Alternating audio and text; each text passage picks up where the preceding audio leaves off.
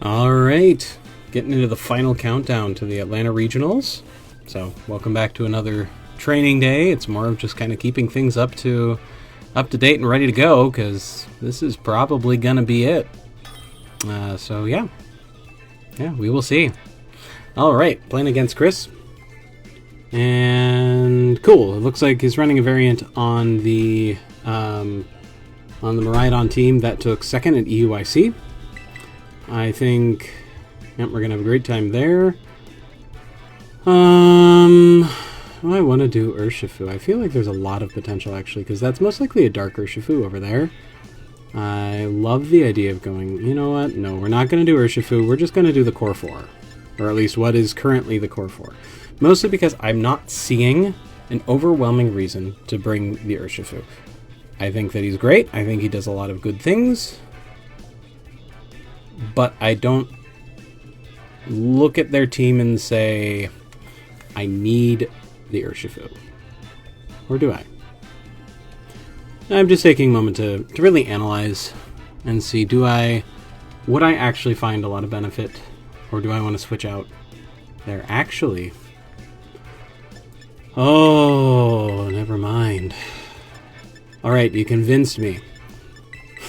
Or I convinced myself. We're gonna take the Ursaluna into this one. Yeah, I'm gonna give Ursaluna a run here. So the thought process being, Ursaluna has moves that will hit most of that team for super effective damage, or at the very least, solid neutral damage. Ursaluna has the ability to punish should they go for a burn. If I don't terrestrialize, the Ursaluna has the ability to make life very difficult for some of their Pokemon. We're probably going to terrestrialize, though. I'm looking at that Dark-type Urshifu over there going, huh, okay.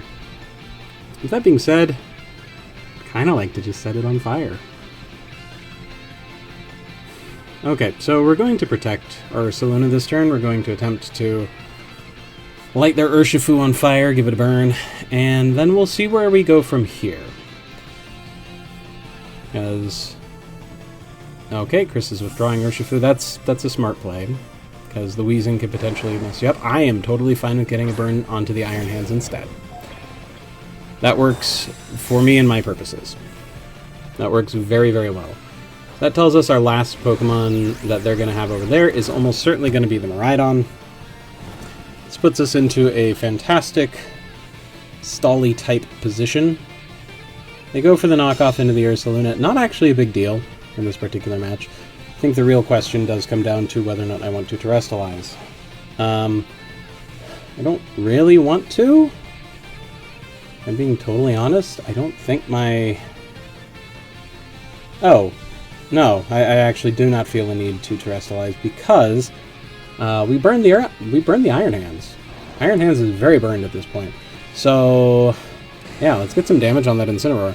We're just going to go for big damage. Bop. And bye-bye. Wowzer. Okay, I was not expecting that level of damage. Ursaluna, way to go. That was beautiful in so many ways. Okay, so that is going to, however, necessitate a swap out. I don't really want to leave my Ursaluna at -1 here in front of the Iron Hands, even though the Iron Hands has been burned. Yep, and that burn on the Iron Hands is paying dividends. It's a beautiful thing.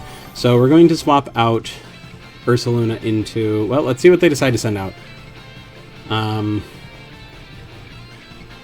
If they send out Maridon, then we'll go into... nope, they're sending out Urshifu. Alright, thank you, Chris. So, yep, now we're going to just go for another Will-O-Wisp. I really have no reason not to go for a Will-O-Wisp. They might Terra. That's cool. We're going to go into Ogerpon, because I do not want Ursaluna taking that kind of damage. I don't want them to try and predict a swap into the Calyrex and then take a Wicked Blow for my troubles. So, yeah, I think going for the burn into the Urshifu and just swapping out the Ursaluna to clear the defense drops is the way to go. Yeah. And, I mean, they could try doubling into the Weezing. Honestly, they might still struggle to clear it, just because of the quadruple resistance to most of the stuff that the Urshifu throws around. I wouldn't be terribly surprised if this was a Terra Fire Urshifu, just because that does make it so that you can't get burned. That's not a Terra Fire Urshifu, that's a Terra Dark Urshifu. That very susceptible to burning if my Weezing survives. There's a Wicked Blow. That's gonna hurt. no matter how you slice it. Bop. Thank you, Fairy. Fairy is carrying us. Here's the Will-O-Wisp. Yeah, boy! Alright, so we have successfully done a huge number on their physical damage for this game, as well as got their Terra out. Puts them in a rough spot. They got the Wheezing. Alright, congratulations, my opponent. You got the Wheezing. I think the big question does come down to, was it worth it or not? The answer still might be yes. Like, maybe. I'm not sure. We'll find out, won't we? So let's get our Calyrex out here. And then now the thought process is that I really... there's that part of me that wants to... I haven't spent my Terra yet.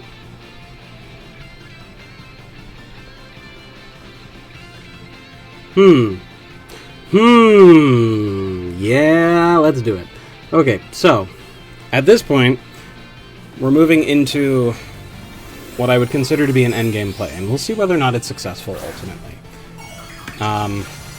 Going with the Terra Ghost is going to significantly increase the damage output of the Calyrex.